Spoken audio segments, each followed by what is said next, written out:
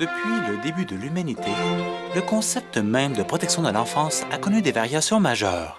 En fait, le mot protection et enfance n'a pas toujours fait bon ménage. La loi sur la protection de la jeunesse au Québec a connu un long chemin avant d'être rendue à ce qu'elle est aujourd'hui.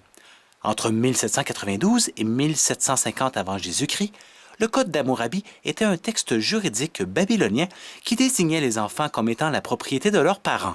Les enfants étaient considérés comme une unité économique. Entre 500 et 300 ans avant Jésus-Christ, en Grèce, les infanticides étaient pratiqués en cas de surplus de filles ou sur les enfants infirmes.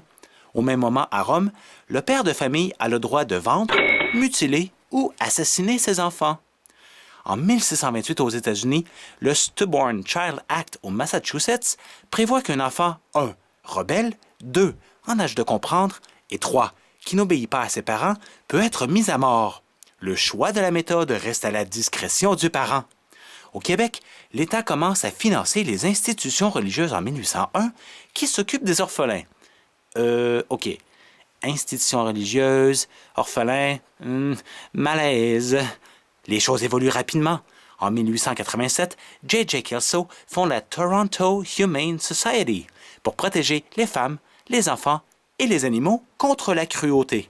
5 ans plus tard, M. Kelso, dans un éclair de génie, fonde la Children Aid Society en Ontario qui protège exclusivement les enfants. Les femmes et les animaux sont laissés ensemble.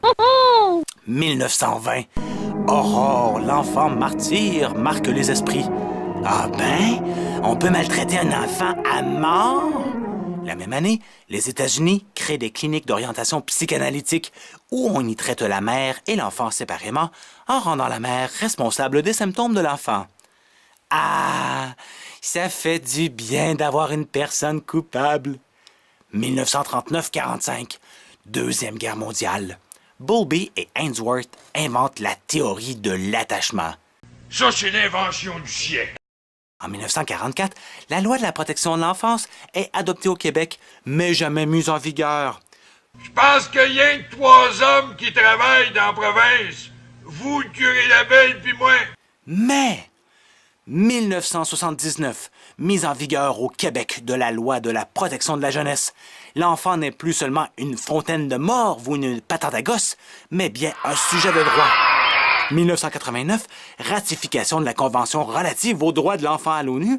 1991, ratification de la Convention relative aux droits de l'enfant au Québec.